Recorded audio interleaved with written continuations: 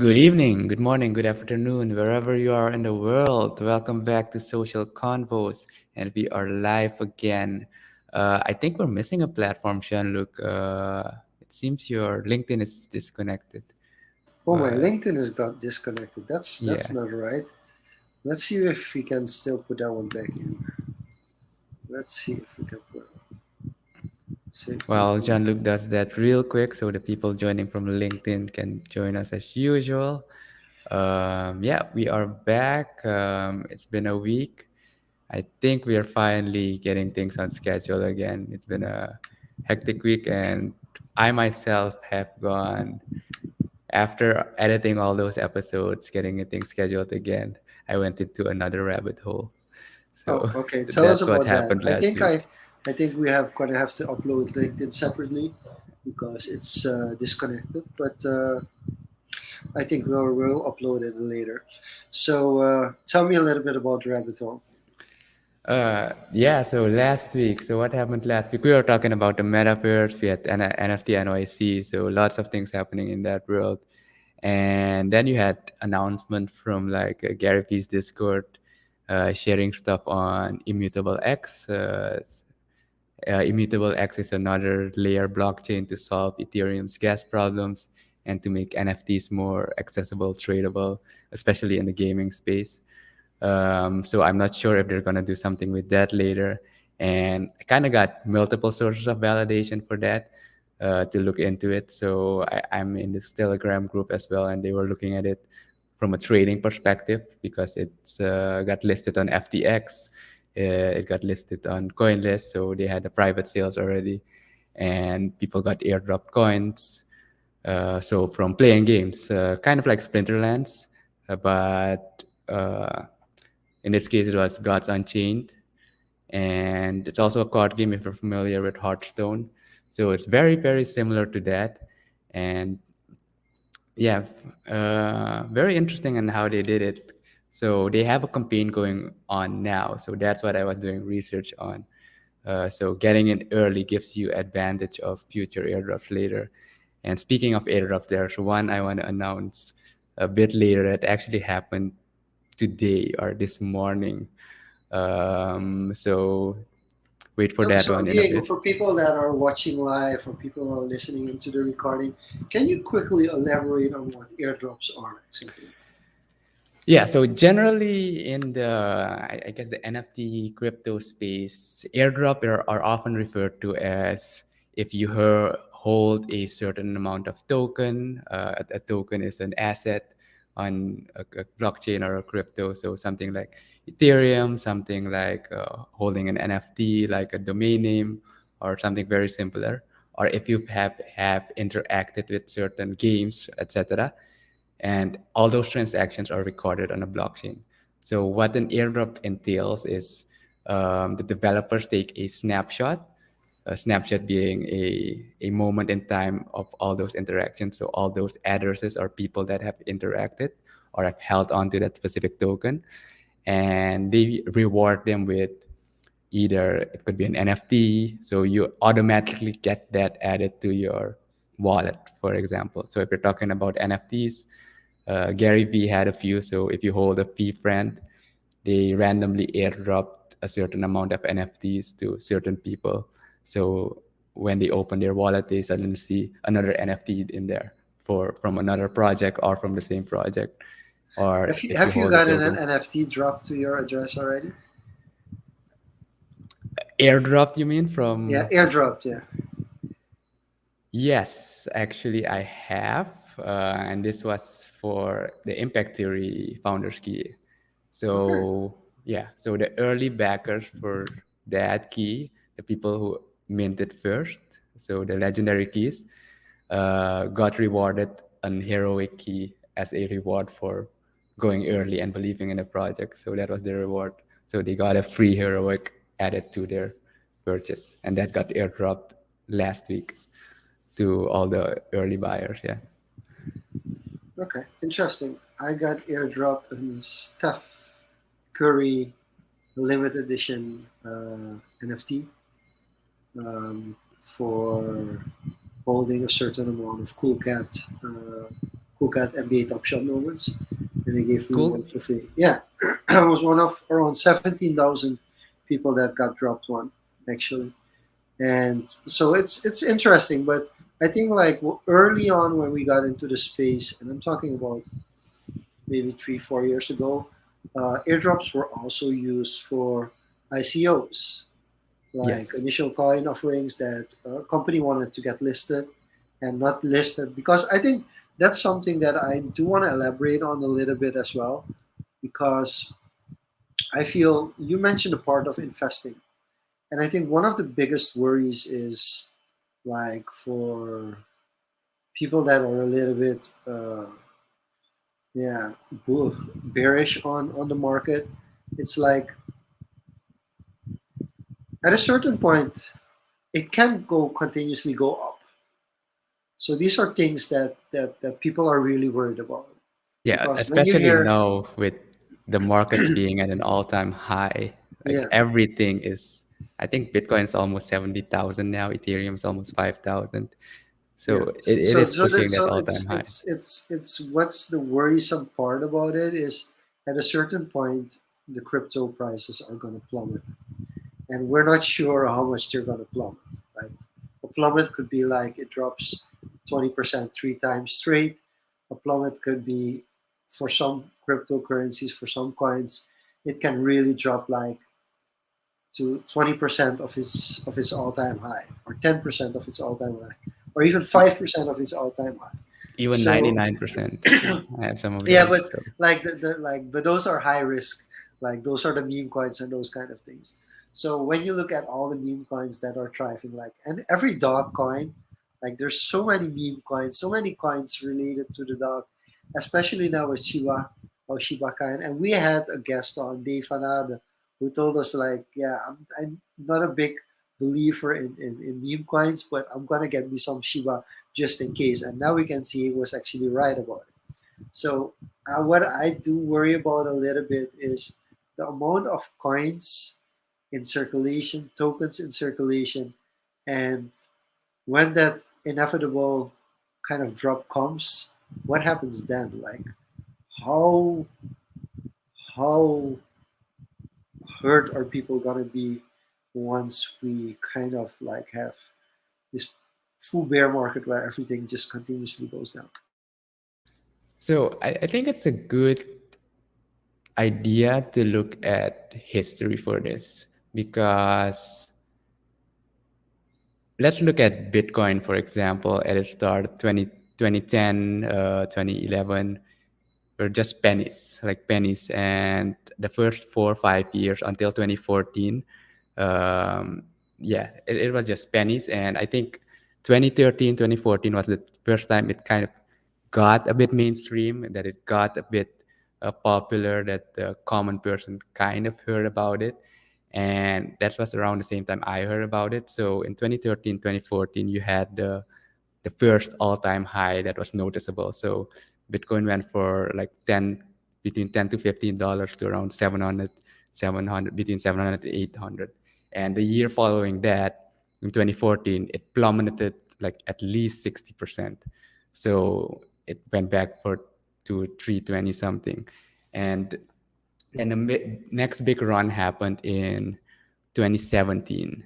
So as you pull up the chart, you can see how it progressed over the years. So you said, see that little peak there now, that's 2017 at 20,000 almost. It looks quite insignificant now compared to fast forward 4 years now, we're in 2021. And in 2018, I felt that crash. It was a tremendous crash, almost 80%. It went from 20,000 to I think 3,000, around 3,000. So because a lot of people, especially retail investors, kind of the regular Joe investors like you and I, kind of got in at that all-time high, and then something happened. People saw the price go up, so other people kind of liquidated their positions, and this kind of creates a snowball effect. And those people who got in at that moment, I think, kind of see it in a more negative light now. I can't speak for all, but generally perceived in a more negative light at that point. So depending on when you got in, you're either be extremely bullish or extremely bearish. And I think it is important for people to look back at the core principles of why it was invented in the first place. The people who've been here in the space from the very beginning kind of believe in the principles and concept and the problem that it tried to solve. So not from an investment standpoint, but an actually use case. And now it took a life of its own. There are multiple blockchains, multiple forks, and this created community around it. We talk about community and actually use case a lot in the show, in social convos. And if you look at it from first principles, Bitcoin and any other uh, platform or network is the same. And especially for Ethereum, in my opinion, a lot of development is happening on Ethereum. So if you look at Bitcoin from an investment point, it kind of took the position of like what gold had, like a store of value. So the intention was peer-to-peer transaction in Satoshi's original white paper, so that people could directly transact with each other from all around the world, and it could be verified without having to trust a certain third party, like a bank or something. So it kind of now takes the position of gold, how people would traditionally invest in, yeah, the traditional sense. But if you look at Ethereum's ecosystem, for example, and that is where all of these new coins that you were talking about started popping up, not just on Ethereum, but a lot of them are based on the Ethereum network because it's so very programmable, and a lot of developers, a lot of communities kind of swarmed in that. So you have games being developed. Very popular is the DeFi space, the decentralized finance. We were gonna get somebody who does a lot of research in the DeFi space, but unfortunately they had to cancel. So hopefully we can get them very soon on the podcast to kind of go more in depth on that DeFi space. Um, and now especially the institutions are coming in. So there's money pouring in from every direction, from gaming to social to decentralized finance. And this is kind of putting some pressure on the Ethereum network. And of course, there are other coins like the meme coins you mentioned, but for now, I just want to focus on the Ethereum based coins. And if you understand a bit how Ethereum works, there's always, and Bitcoin also, there's a transaction fee that you have to pay for every transaction. Uh, and they call it gas, or in Bitcoin, it's denominated in Satoshis, but it's a very small amount. It was a very small amount that you've kind of paid to the network so your transaction could be validated. And now to transact Ethereum, it costs you at least $20, like converted. So back in the day, 2017, before that, it was pennies, like a few cents to do a transaction. But now with so much demand, so much traffic, the network is very congested, and you're kind of bidding against other people to get your transaction recorded on the blockchain. So people So is bid. it a good thing, or is it just like, okay, but we're gonna find other blockchains that are more suitable for microtransactions? Because I feel like Yeah, it gets to levels, and that's something from a currency perspective we don't quite know yet. Like exactly. it kind of makes total sense. Like you have the low budget currencies and the high end currencies, and the high end currencies are for big transactions, and the low budget currencies are for like small transactions, micro transactions.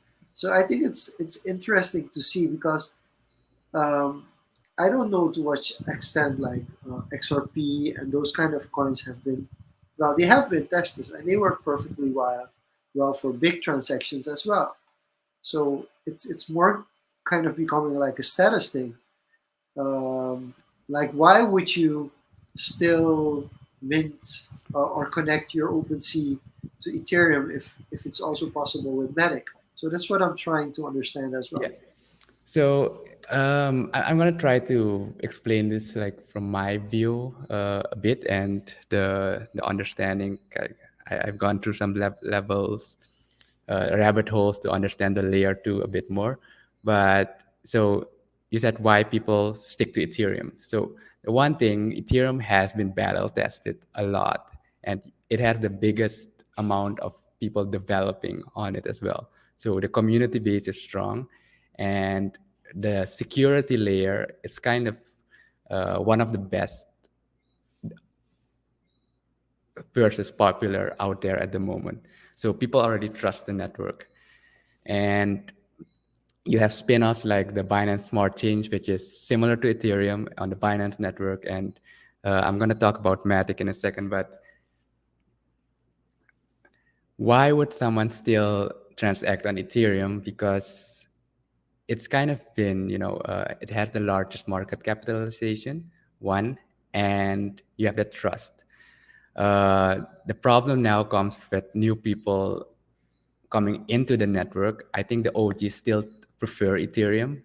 And if you look at their wallets, they've kind of, made tremendous gains. But for people coming new to the network, the gas fees are kind of a turn off. Like, especially if you're going into the NFT space where contracts started to play a role. So not just a regular transaction where you pay $20, but when contracts play a role to verify that transaction, it costs significantly more gas. So to give you I've perspective, a seen, transaction would yeah, be I've seen 20. 90K, 90,000K gas transactions that people are like, wait, this is not Yeah, worth it. that's an extreme condition, but on average today, it averages around 150 and $250 denominated in US dollars, of course. And there's two parts to that. One, it inherently is more expensive because more people are on a network. So if you denominate it in GUI in Ethereum, it's more expensive in that way. But the second factor is because the US dollar prices, with the markets being at an all-time high, kind of inflates it, so you perceive it as much higher. So that's the second factor. Uh, if you look back, if you had the prices of 2018 where Ethereum was $300, that same amount of GUI denominated Ether would be a few dollars maybe. But because the price is so much significantly higher, it seems that way. But yeah, every decentralized application on the Ethereum network uses this. So not just the regular transactions get flooded. So if you have 10,000 apps running on this layer of network, the whole network becomes congested and you can't really use it for peer-to-peer transactions anymore. And this is where layer two solutions come in. And layer two solutions, as they call it, are basically building up on the Ethereum layer. So it's if you have some idea of how software works, you have the base layer, and then so the foundational layer, and then you have another layer on top of that. So they still take advantage of Ethereum security, but they run their own like blockchain parallel to it, and it's connected to Ethereum. So in this way, they can increase throughput. And I'm not quite sure how all the technicalities work, but then they focus on being able to do gasless transaction, especially if you're looking at it from a gaming perspective and from a trading NFT marketplace perspective. If you have a lot of transactions, you could be able to do that on a platform like Polygon or Immutable X without the gas, and then eventually you could transfer it back to the main Ethereum network, but uh, it still gets where when you transact the tens of thousands of times, you're on the second layer. And this gets verified by this network I every quickly now want and to then. jump on. I quickly want to Uh, jump in. So one of the things at a certain point, and this is kind of geeky, but I still want to tell you because I think you're gonna find this interesting. So when Splinterland started, um, every transaction, everything that ever was done during the game was put on the blockchain because it was full transparency. And like even if you rented out a card or started a battle or finished the battle, everything would be recorded on the blockchain. And at a certain point, they were like, but this is insane. Like, you would get like maybe 10 transactions a minute, and then like for 100,000 to 200,000 people a day, um, for a period of like, it was getting insane. So they decided, you know what, we're gonna do a couple of things natively because it doesn't make sense to do everything on the blockchain. Of course, it's nice, but at a certain point, when you start scaling it, it just takes up too much space and too much data. So I think it's really Yeah, interesting that especially you the mentioned data. this. The data Yeah. is tremendous. So I think it's interesting that you mentioned the second layer options and basically, but the interesting part, aside from the tech side of it, why it's important to consider second layer solutions, the The interesting part tokenomics, is the economics behind it it. took, yeah, but the ease for people, it's like WordPress websites. Like when, like 20 years ago, if you wanted to build a website, you had to know basic HTML, CSS, a little JS, JavaScript, in some cases, at least SQL. You know, like really know, if you have to build a website, you had to know how like how a website, the framework works, how you had to style, how style sheets work, those kind of things. You had to know that. But nowadays, you don't really have to because of soft or options like solutions like WordPress and other kind of CMS systems that make it really easy for the everyday person to create it. And basically, the same thing has happened with second layer tokens, where basically anybody in the world can kind of start an NFT project or start a token and tokenize their kind of online community. And that becomes really interesting. Um, so I think still we have to understand where this comes from, and what I think most importantly is how cool it is that these options are now here. I like, I mean, just the fact that, and the funny thing is kind of, it feels like it's not because that would be illegal, but it feels like printing your own money. And from one perspective, I think this is awesome because you're fully decentralizing finance. On the other side, there are, I mean, what I mean, we're getting battle tested here. What it looks like when you don't have regulation. So I think that's Yeah, something that does I think concern you me a little bring bit. a valid point there, like printing your own money, and I think we should zoom in on that a bit. And Devin is commenting on Facebook, so Devin, welcome to the stream. Yeah, now that part about printing your own money, but not just printing your own money, because if you understand the core concept of how money is created and everything through regulations and central banks, it's also a value, a perceived value that's given to that you would be able to buy a loaf of bread for $2 or something. And the same can be said for these tokens. And from another perspective, what happened in 2017, 2018 during the ICO boom, how you could see that as well if you would draw parallels with the traditional way business and finance work is the ICO was basically a way to buy in early into a company, like venture capital or buying stocks in a company. So it's kind of not that far off from the traditional investing where people invest. And we've had this conversation with Startup Viable, for example, where 1 in 20 investments from angel investors are like huge successes, and the other 19 are like go to zero, go to 99%, fail, or the company gets liquidated or whatever. So it is still very similar to how these projects, let's call them projects and companies, because they are projects and companies behind certain blockchains and coins.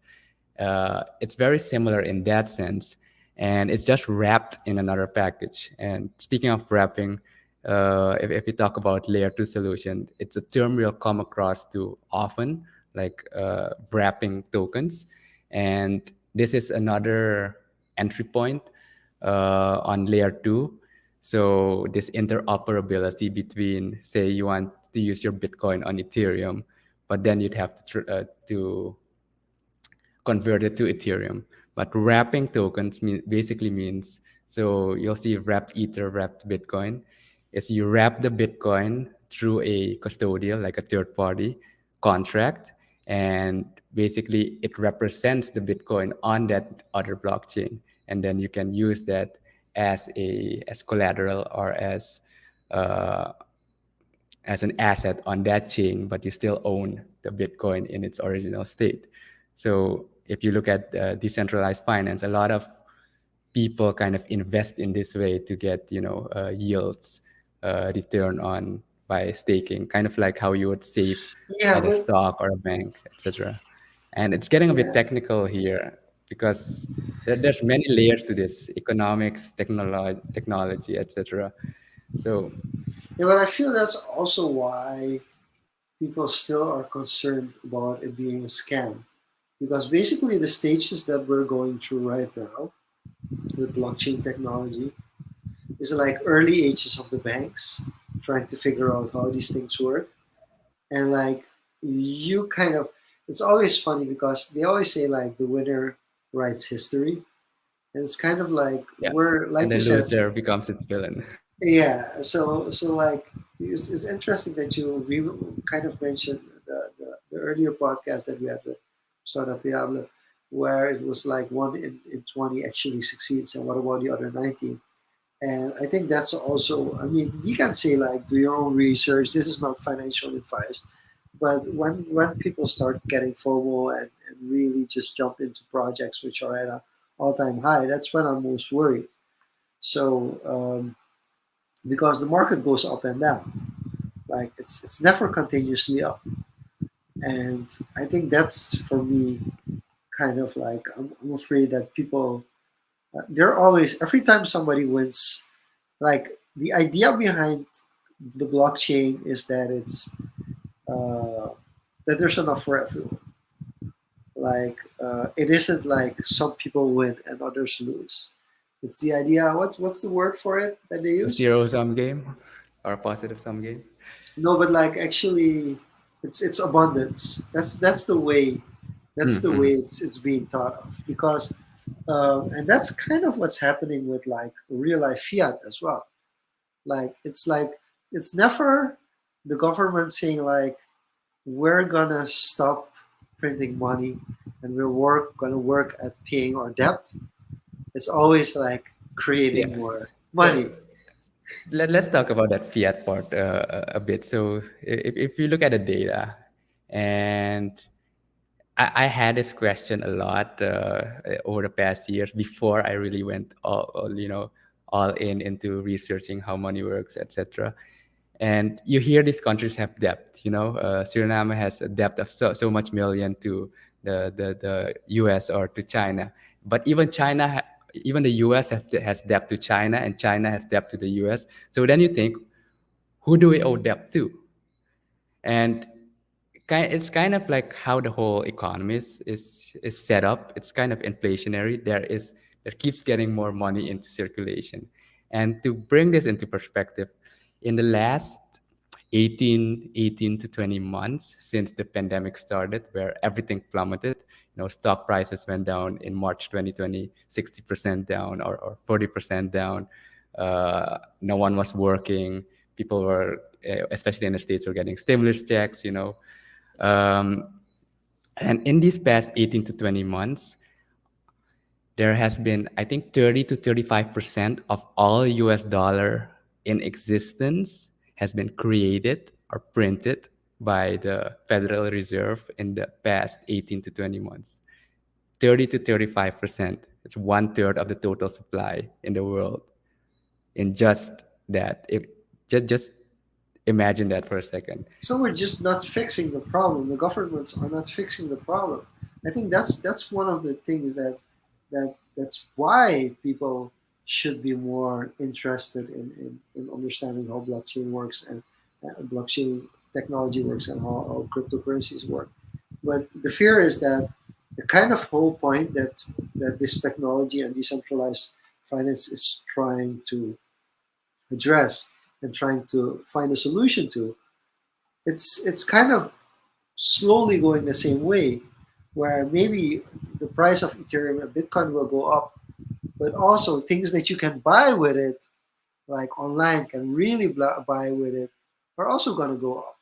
And it's like if you would buy a house in the US in the 70s, or even in Suriname, if you would buy a house in the 70s and you're buying the same house now, it's like it's a huge difference in how much it's gonna cost, and like rent and all kind of everything that you consume.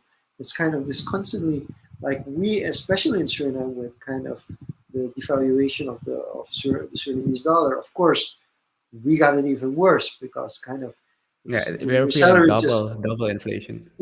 you're feeling double inflation. But aside from that, there's actually already inflation with the US dollar.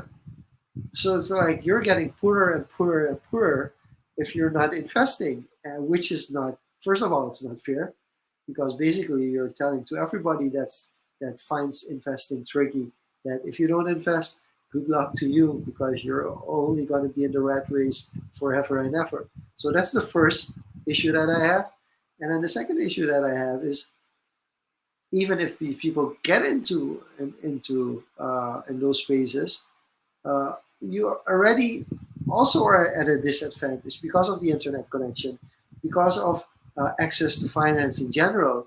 So it's yeah. Sorry for me, it's tricky. I don't like it at all because I feel I, like we're running circles here. I do see where you're coming from, like the access part and access to finance. But I think this brings a disruption in the status quo, because previously people were kind of trapped in the bubble or the zip code they were born in. So Suriname here, if you were in a city in the States, you were confined to the rules of that area. If you were in Europe, confined to the rules of the EU. And to transact internationally, you had to go through so many loops. But I think the disruption that um, the boom in blockchain and Bitcoin has brought is, aside from getting that initial access, it has made people more conscious and aware for seeking alternatives and kind of circumventing the traditional means where they were like heavily limited by local, let's say, regulations or restrictions. You could do business with somebody in Cambodia from here and transact, and kind of that's kind of being in one world. So I think that's a positive that it brings, but I do see where you're coming from, kind of going back in the way society works and I'm going to how give you an economies example. work. I'm going to give you an example. Like it's been less than a month ago that I spoke at a social media conference and I brought up how many opportunities local Surinamese people have to earn money from Suriname at a much higher rate internationally, just go by going online, doing all kind of different online work, from Upwork to actually earning crypto. And there are so many opportunities. But I feel like after I said that, I've only had more and more people come up to me that actually want to live and work abroad. So you're going to give up an opportunity to live in Suriname, which is relatively cheap to other countries, where you basically can earn the same income as anybody else in the world as long as you're really good at your craft. You want to give up that to actually go to a country where your cost of living is way, way, way higher. I do have a And question. Did the yeah, people that came up to you and said, they want to live and work abroad, are they more people that have been abroad before and have experience living abroad before, or are they both, both, still, both. I wouldn't how's the categorize them distribution? as I mean, like almost equally. I mean, it's Okay, both yeah, people that's that have interesting. actually lived and grew up outside, and people that have kind of never been, or just like one or two times. So I think it's I don't think there is a clear distinction there. I think the only distinction I can make it are actually people that uh, they they are skilled. Like it's not like they live off paychecks and they every month they go for handouts. These are like people that know that actually their skill will be more valued Okay. outside of Suriname. In that case, I do feel like it's less a case of, personally, I do feel like that's less a case of, the economics, but more of they've hit a like wall or They had a a ceiling. They had a ceiling ceiling. here Yeah, just you for hit a personal ceiling because development. just, and I think it's especially from a salary perspective, because like there is a ceiling for 1,000 US a month as a salary. Like Yeah.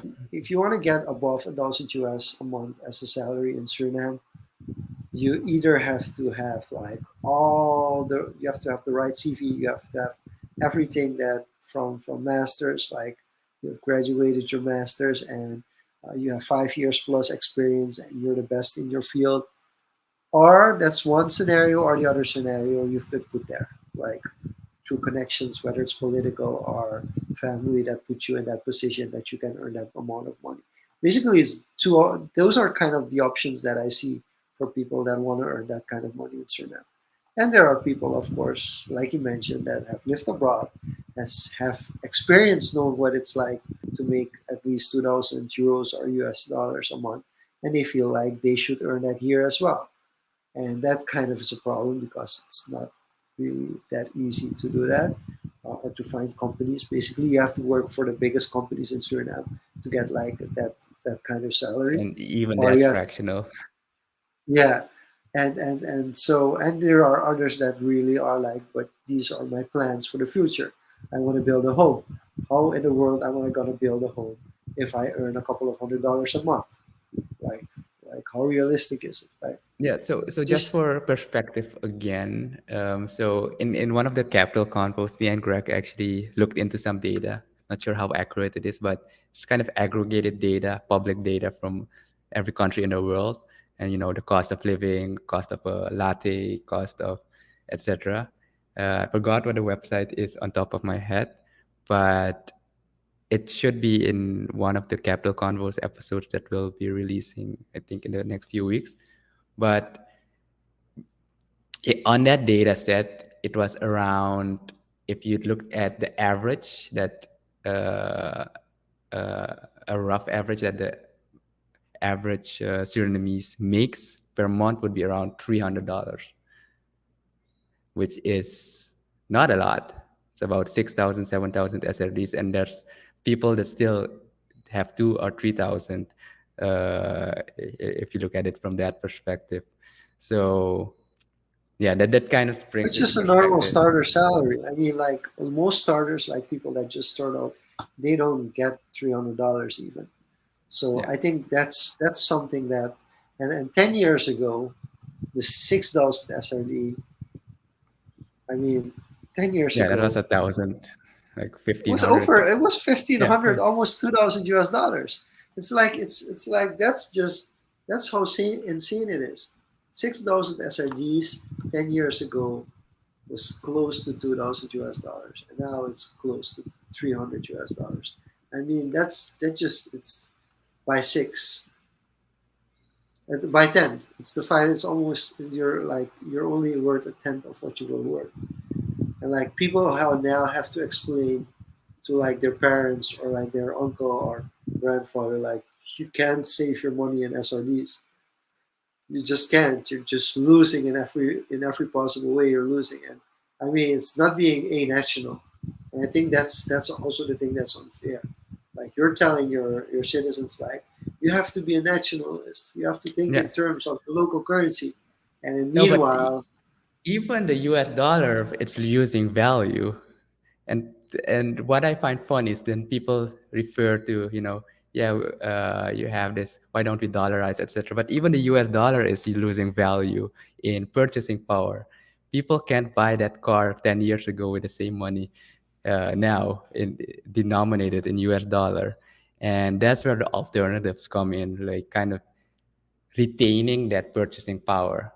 So, and that's where the rise in stocks comes in, and why people kind of rush now into cryptocurrency because, oh, they see gains. But aside from gains, the more, I'd say, financially responsible and literate kind of see it as a way to hedge kind of their wealth into a safety mechanism, like that it doesn't depreciate as fast as staying in your local currency or in the US dollar, for example.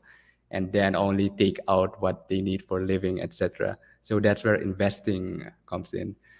Um, and speaking of all these alternatives, yes, you mentioned a lot of opportunities for a lot of people, but you need to do the research, you need to do the work, and be it with job, with everything, understanding kind of what you're getting yourself into is key to this, because there's opportunities with everything, but you don't see me going into the oil opportunity because I don't know what the I don't care and I don't know about the oil industry, even though it's kind of booming right now. My focus is kind of on gaming platforms, what opportunities are there, kind of more technologically investing. Obviously, there will be spin-offs in kind of, that has overlap, but because it isn't my core or something I'm interested in, there's opportunity there, but it's kind of not for me. I'd rather direct my attention and time and resources into something that I truly care about. So that's kind of coming back at the start of this conversation. I went into the rabbit hole on what opportunities there are. So I've been looking into, we have the example of Splinterlands, play to earn gaming, etc. The gaming industry, believe it or not, is one of the biggest upcoming industries out there right now. And aside from earning from a consumer side, but development side, there's job opportunities for development. Because if you want great games, you need developers, you need graphic artists, you need storytellers. It's kind of a whole multimedia company, and The it's becoming storytelling more is complex. really interesting. The It's storytelling part becoming more is, complex and yeah, complex. yeah. It's, I mean, it's like we don't realize how much that matters.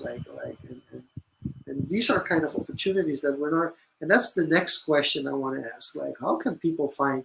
I mean, the end is like put in the work, but like putting the work is not very fair to say people who've never been able to pass the threshold, because there is a threshold. Like people don't yet, like just with social media, like people still don't understand that you don't have to be on Facebook. Like it's the same example that you mentioned with the oil and gas industry. You don't have to be. Everybody's like oil and gas, oil and gas. You have to, because you're always going to lose from people who have been in the oil and gas industry for longer and have more experience and have been through certain situations before. Unless you're really talented and really hardworking, you might be like the Yeah, unicorn that gets through. it will take time to get to that level as well. Yeah, There will be a lucky but break every now and then. there will be some unicorns, but like thinking like that's gonna be me, no, it's gonna be like five companies that, like local grown companies that make it, and yeah, 510 others that don't. So from that perspective, also, I think people still are not aware that you shouldn't only be on Facebook. Like, of course, it's the best place to start. It's the easiest way to get exposure because your family and friends are there. It's the biggest platform, and that's one thing. But like on the other side, maybe like the people you know on Facebook don't share the similar interests that you have, but on other platforms they do. And all of a sudden, you start realizing, like, wait a minute.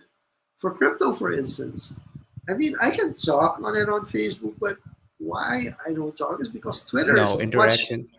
Twitter is a much better. No, I actually get more interaction on Facebook than I would get on Twitter. But still, I feel like there are too many people on Facebook that are not interested in in crypto. So let's do that on Twitter, because on Twitter is actually, and even on Twitter you get rewarded for it. So and that's another thing people don't realize yet, how that monetization comes in. And it's kind of always been that for YouTube as well. Like a lot of people ask me, like, how can I make money on the internet? And it's always thinking of Facebook and YouTube. It's always kind of those two. It's like, how can I make money? And then when they find out like you need 1,000 subscribers and 4,000 watch hours, the conversation kind of slowly dies off. It's like nobody has ever told me like, okay, I know that's the deal breaker. I won't be able to make it. But you can kind of look at the conversation, how it's going after you mention like, sorry, but you need 1,000 subscribers and 4,000 hours of watch time.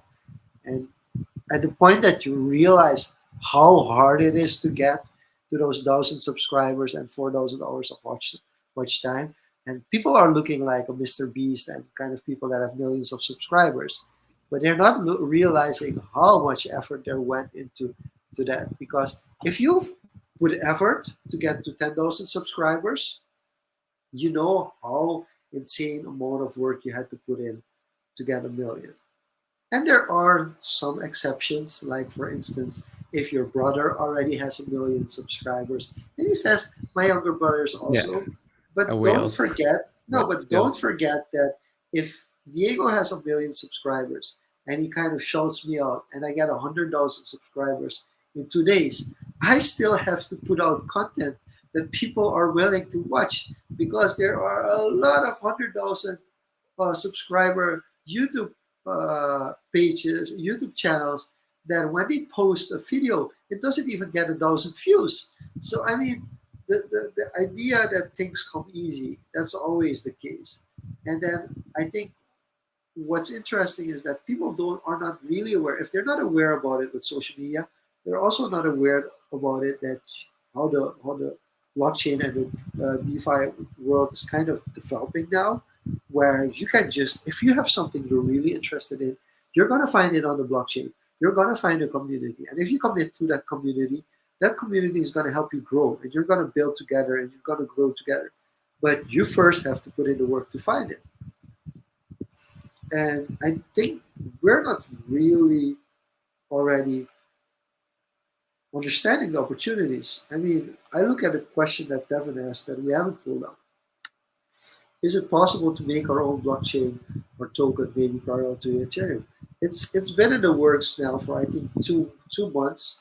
2 months ago, we really seriously started considering bringing out a token, a Surinamese token, not necessarily just a token for Suriname, but a token that you can actually pay with. But also, I think the biggest thing for me, um, where we're still in discussion about it, is I don't want to have it listed on exchanges. I just want a token that people can actually exchange for goods, for services, as like uh, real handle. Like Yeah, really exchange, barter, like kind of like it being a commodity instead of being money. I don't want it to be a currency. I want it to be able to be exchanged for books, for goods, and basically that's the idea behind it. I but want to that take. therein lies the gap then adoption and acceptance and having that perceived value and accepting it as a unit or asset So of exchange. there's two reasons I'm not fully buying into it myself. The first reason being, um, once it gets listed, we could see a big dump. Usually That's that is the case so. I with new mean, if it's projects. built up too big and like the coin is like worth $500 per coin, and it gets listed, and everybody immediately starts dumping the coin because they're like, "Wow, I'm rich." So that's one worry, and I think the second worry for me would be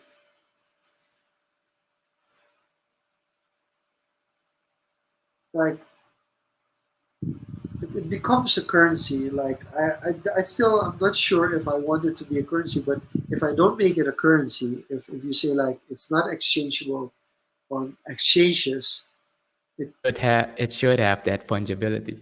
yeah, because otherwise it gets into an MLM scheme, you know. So Yeah. that's also like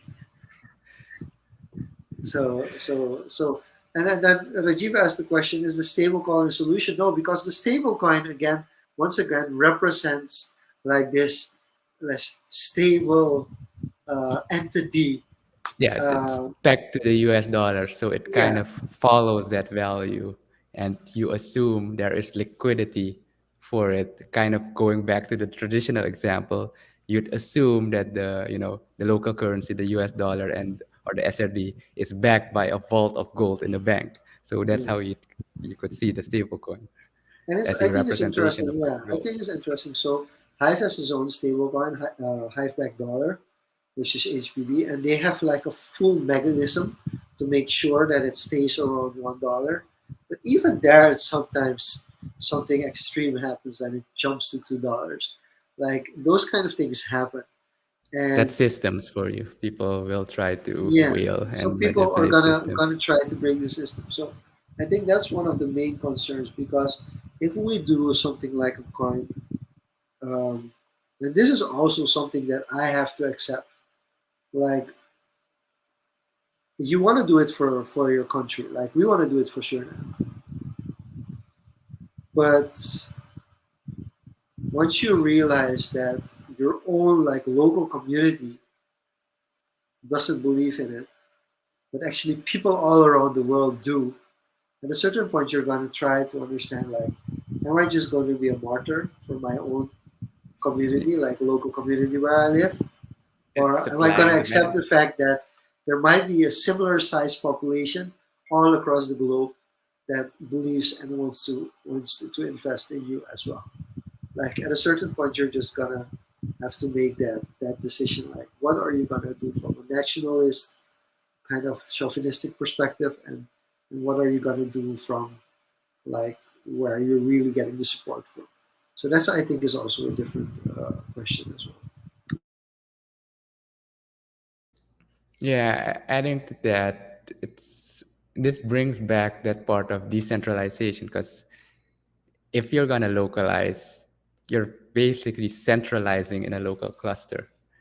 And if you want to get the economy rolling, you need income or a sort from outside. I think that is the Yeah.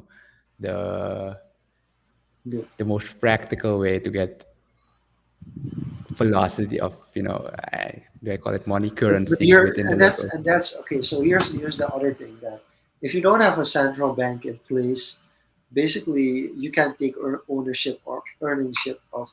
You can't tax cryptocurrency. You just can't because it doesn't belong to a country. So there's no country that can actually say we can tax cryptocurrency. But still somehow the Western countries are already taxing Yeah, cryptocurrency. they are taxing the gains. Like in the US, it's like 40% or something, Yeah, thirty but percent. I mean, like, here's the thing: you can't capture the gains as a country unless people cash out to fiat. Yeah, it's unrealized. Yeah. So I mean that's one thing. So I mean like as a country you can't claim something which is not for any way related to your country, and also your country has in no way supported or helped out the development of it. So I mean that's already where kind of the system breaks. Uh, Quickly to jump into to Rajiv's comment. So I think can a stablecoin be unlisted, Diego? With this comes the question then, it's an unlisted stable coin. Where do you get the liquidity from? Yeah, What is it? You need market makers, people to kind of stake. So kind of maybe some people have a huge investment and they put that liquidity, kind of like a bank would, but as a private individual, private retailer, you need a liquidity pool to be able to ensure that the stable coin actually stays stable. Because if it becomes illiquid, you kind of have there's this thing called a bank rush. If you Google that, I think there's an example from the England in the a few hundred years ago. There was a bank rush, etc. So you'd get that situation where everybody would want to get their money out, and due to illiquidity, the whole thing crashes again. So there's a lot of mechanism here, so it is not as simple as that, and you have all these things you have to play with. But on the brighter side, coming back to the opportunities, and I spoke of the airdrops. We talked about the airdrops in the beginning, and if we combine that with the opportunities, I would encourage uh, okay, so here's the thing. People often ask me, I want to start investing. I want to get into crypto. And I say, don't do it if you're not really, you're going to lose money if you're not prepared to learn, or if it's not something or a domain you're interested in. But I do encourage, try everything. So with a little bit that you have on the side, interact with Ethereum, interact with Bitcoin, interact with the wallet, see how it works. It might cost you a few $100s in gas if you're taking Ethereum, for example, but Uh, some things is less, and so try maybe Polygon, something, or Solana, which is in the pennies. Just get familiar with that interaction, and maybe you try 20, 50, 100 of these, and three of them, you know, uh, actually hit and people adopt it.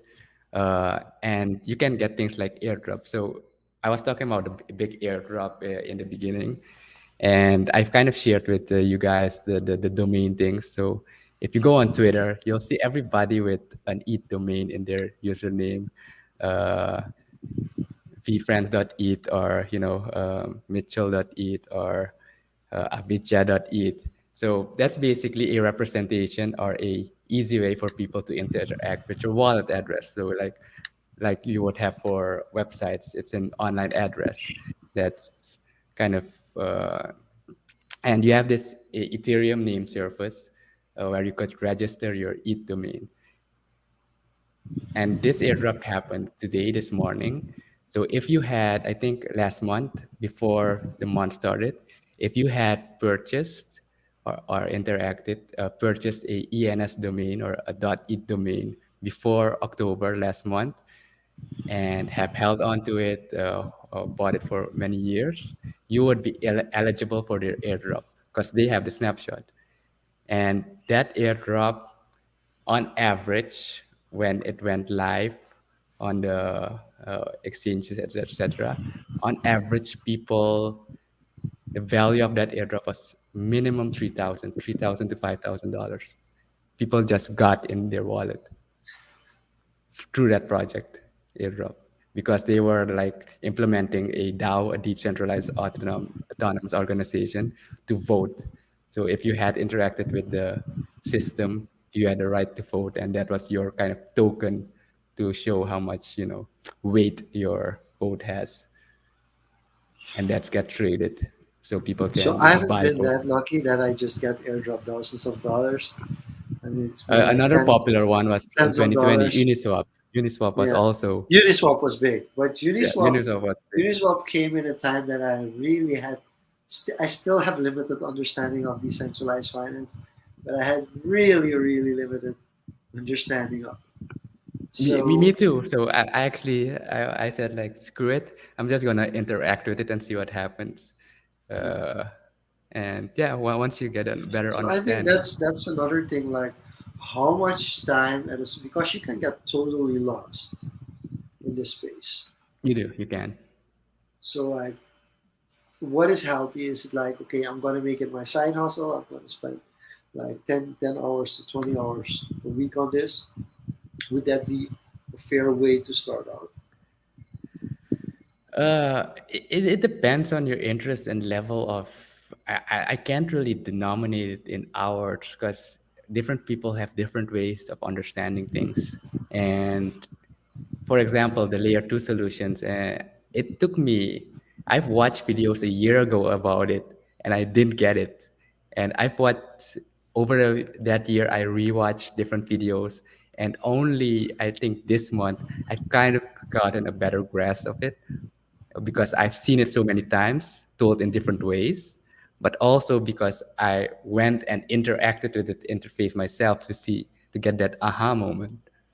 So it really depends on how much hands-on time you have on it, but also consuming media from different sources to kind of formulate in your head, synthesize what it means for you. So that's how I would see it. So for me, for example, now I'm kind of exploring. You're deep into Splinterlands, and honestly, from a Not gaming even perspective, close. Not even close. deeper than me at least in Yeah. Splinterland. But from a gaming perspective, Splinterland isn't really a gameplay type for me, but there are economics in it with collectability. But for example, I tried Gods Unchained last week, and I went into the rabbit hole. And I loved Hearthstone when it was, before Blizzard crashed and burned. So um, it's very similar to Hearthstone, but now you kind of have ownership, and they're doing this on a layer two solution called Immutable X, which is also, a layer on top of the Ethereum network, and kind of especially for games, where you have so many assets like cards, items, etc., that you could exchange, and you have Yeah. that ownership now. So I And I think would it's the same with XE, right? But I think XE is also more of a card kind of game, like Actually, Splinter it's is. something I didn't really go too deep, but if you're into the Pokemon capturing type or Yeah. raising pets, it's kind of Yeah. like that more. So Okay. So you gotta find your jam. So even in gaming, there is, we mentioned the example of oil and gas, but yeah. even within just gaming, there are interest and not interest. So focus on what really speaks to you, and that's kind of uh, There's also the that amount that of deepens my time. understanding of layer two. Yeah, because also the amount of time. Because big on football, like soccer, and like there are blockchain games actually that are tailored to what I'm interested in. But then you get into the like if you look from an investing perspective, I made a really bad investment last year because I put in like 1,500 hive into D City. Yeah, Imagine if I had put that 1,500 hive last year into Splinterlands. yeah, Splinterland, but But here's the thing about that as well. I put that 1,500 hive into D City because I love SimCity. I mean, I grew up with SimCity. So for me, the input, the things I thought about were for me far more interesting to jump into D City than compared to Splinterlands. But even now, I don't have the time. Now I've shifted. Like in the past week, I started finally. I sold a D City card uh, last week for $40. So that was kind of already kind of a big deal because I rarely play D City like actively. But I started realizing like there are a lot of things that I can do on D City that are actually going to help me kind of build. But it's just that the investment part has taken so much over compared to the things you like. And that's also one of the things that for people that start investing, make sure you also do it because you like it and not just for yeah, like you're seeing money and you're like, not okay, I want to not go. the token. Yeah, that's the bad way Yeah. to go about it. So for me personally, like I own over 200 moments now on NBA Top Shot, and this is the point where I'm like, wait, but instead of owning like 10 moments that I really don't care about, why don't I purchase that moment that really is close to my heart because I watched that person play in real life or I grew up watching that person play. So these things start slowly are starting to take, but there's so much in the financial optic of the investing that it kind of rips you into two pieces. One saying like, but this is why I love it, and the other saying like, but this is where the money is. So I think that's for me still one thing that it feels too much still like how do I effectively compound everything instead of I'm doing this because I love it. Yeah, that's a journey you'll have to test out yourself. But I'd say diversify and test. But definitely, if something's not your cup of tea, uh, especially if it's gaming side tokenomics, don't go further into it because you're basically going to be digging your own grave. uh, and as we said with the metaverse conversation, the NFT, at the end of the day, assume that it can result into nothing. Assume that it is an investment into a business, into a company, that it can go to nothing. And at the end of the day, you can still own a pretty cool JPEG. And that's something you'll like. And You do it for the JPEG. You do it for the JPEG. Heozin on Twitch says Square Enix was thinking about getting into this space. So yeah, I saw this announcement of Square Enix, and for those of you who don't know, Square Enix is one of the biggest game developers based in Japan, in the world. They make AAA titles like the Final Fantasy series, Dragon Quest, Tomb Raider. So they are huge, and they did put an announcement like they are looking into blockchain technology in gaming, But I don't see big companies like this moving into the space as the indie developers are right now. I think it will still take at least a few 5 to 10 years before you see them fully integrated, especially with their existing IPs, intellectual properties. Um, so what one way to look at it is like, oh, there is interest, and now would be a time to prepare, to educate, to get familiar with the space for when these AAA companies enter the space completely and that you're ready. And you can look at how they, from a gaming perspective, game development and game creation perspective, on how they do development, story writing, graphics, and look into similar qualities. It might not be as polished as these companies with huge budgets, but look into the basic gameplay loops, and that's how you would be able to find similarities, and that's where you could find something you like and an investment opportunity. So that is how I would go about looking at gaming from that perspective. But yeah, I see you got something to pop up as we Yeah, close as it we're out. kind You of did. going towards closing out. So, have you actually uh, I did have you open the link registered? you sent me, so I scrolled Okay. down, but I didn't really read through it yet. So this is the coming week, right? I think Yeah. this So this weekend. is this Friday and Saturday. Is Hive Fest. Is the sixth edition. So Hive has a yearly event. It used to be, of course, it used to be like a real life event. Like people would travel all over the world to meet up other people that are on the Hive ecosystem, and they of course talk about the developments of where everything is going. And the thing is awesome that I think what's cool is that it's kind of a metaverse kind of thing. It's also called Return to the Metaverse because they did last year, and the space they do it on is Outspace VR.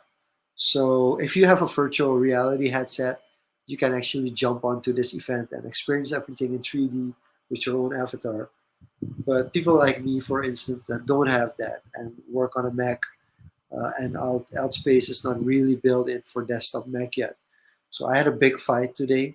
I actually ended up creating an Outspace account with a 23-year-old email address, like my first Hotmail email address back You in still have access to 1998. that? Yes, I still have access to my 1998 Hotmail email address. Yes. I've lost access to all mails that were sent and everything. Yes, of course, that's gone. But I have been able to consistently recover my 1998 Hotmail email address. And I had I'd to say that is actually use impressive. that. And I actually had to use that to create an Outspace account through Microsoft. And that's something that really kind of, it didn't upset me, but I was like, we're so far in the decentralized world, but we're still celebrating it on a platform where I have to go to the Microsoft store to kind of install this on a computer that I usually don't use, but it doesn't work on properly on Mac, or at least it keeps crashing on my Mac, because probably my Mac doesn't have the right specs. So, and then of course, you know that Facebook with Oculus. So if you have an Oculus headset, of course, you can also jump into that. So that kind It's of called really. Meta Quest now. Ah, okay. Sorry about that. Yeah, I still say Oculus. It's like with street names in Suriname. We don't change to the new name because we think it's nonsense that they changed it. So so I actually was able to get into Outspace, create an account, and luckily I'm getting some help from Ruland, who is basically the big motor behind this, and we'll be able to test because otherwise I'm not sure I would be part of the event if there was no testing involved. But I think the really cool part is all the people that are speaking, like they call me Dan and Krim are really, and block trades of course are, and oh, these are like really the people who have made the difference on Hive. Stakers, Wolf, these are like, and of course Splinterlands is speaking as well. Crypto Brewmaster, which is also a pretty awesome game. that left awesome has a beer Saturday competition where every Saturday you can write about beer. Marky Mark is one of the biggest, most well-known people on the platform. So there are a lot of people speaking. Eddie Spino, who has really helped develop the Latin, the Spanish community as well. And then somewhere down here, I also pop up. And there's a reason behind this. Um, Why do you I'm have a not default avatar? I have a default avatar because I've only today made my avatar and I haven't synchronized it yet to this website. So that's something that I have to do. But there are a lot of speakers. I think the program will be announced uh, very shortly. But you can get in free. I'm not sure if you can still get in free because you have to register before November 5th. But it's for me it's really interesting that less than a month ago I spoke about this space and the metaverse space at the social media conference, and now I'll be speaking in a metaverse about traditional social media. And I won't be speaking actually, it's more like the Hive chat that will go live during the event as well. And the Hive chat is something that I co-founded in last year, I think about 60 something weeks ago. And if we're talking about things that we have been doing weekly, this is another thing that has gone out weekly ever since we started out. So basically, in I think July of last year, we founded Hive Chat, which I did together with Stella Bell, who was a very really is still but a very renowned uh, person on Hive, but especially on the platform before it. She was really somebody that I looked up to. And then when I started posting about, yeah, I want to do tweet chat, a weekly tweet chat on Twitter, she really was the one that helped out. And actually, the first 3 months, she took full control of it and then handed it over to me in month four. I did it for 3 months. And then Tracy York was kind of like this she's like the oracle on Hive, supporting all the projects. She has been supporting me ever since. So starting the beginning of this year, or actually December of last year, up until now, she's kind of the big motor behind it. I get all the credits, like I'm the initiator. I've co-founded it. I'm getting a lot of credits, but she's actually the one that's making sure that it's up and running every week. And so it's fun that traditional media is also getting a place kind of in the metaverse, in the blockchain as well, because it really have yeah, it helps uh, the Twitter marketing and the Twitter marketing for Hive as well. And even though it's not as big as I want it to be, so I'm not sure if I'm going to put in one slide of roadmap as well, because I think most speakers, when they speak, they will give a roadmap on where it's going with development.